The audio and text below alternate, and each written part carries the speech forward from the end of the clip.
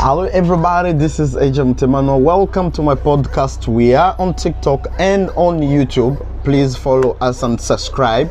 I'm coming here to talk about one crucial thing. It's more like a follow-up, by the way, about what has happened to the Zimbabwean guy in prison in Cape Town, who was supposedly to expose the incompetency of the Department of Correctional Service.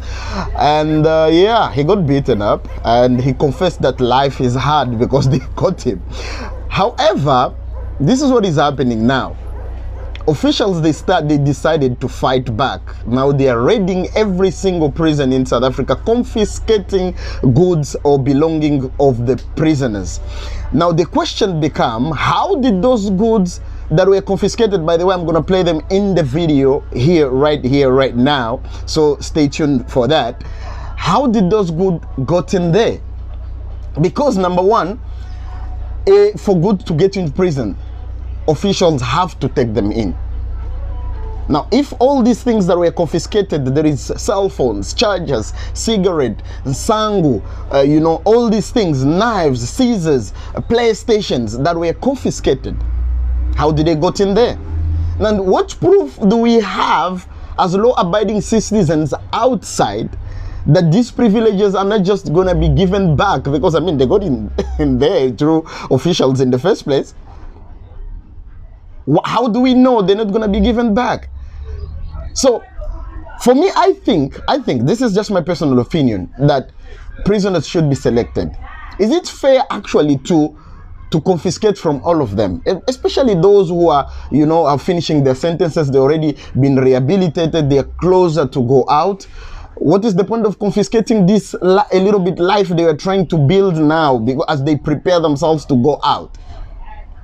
Some of them are on Tinder, on Badoo, on Kiss Me, all these dating apps. They already have girlfriends from overseas. They're just waiting to go out so they can actually go start a new life.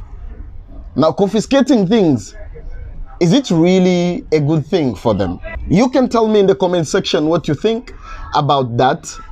And let's see how this goes. But it's a very interesting story, by the way, when you look at it. But watch the video first, and hopefully you'll have something to say in the comment section. There are some of the things we can show you, things that have been found inside the prison. As you can see, there is a cell phone that is on, 3 or 4 cell phones. If the other one has even an alarm, which means this inmate has put an alarm to wake up in the morning or in the middle of the night. I can see some of the cell phones. Kabi will show you the yellow bucket where the official is taking out some of the contraband or illicit material that is not supposed to be in prison. As you can see, these things are being poured out. I can see there are even chargers here. There are TV games here. There are a lot of things, even there are earphones, headphones.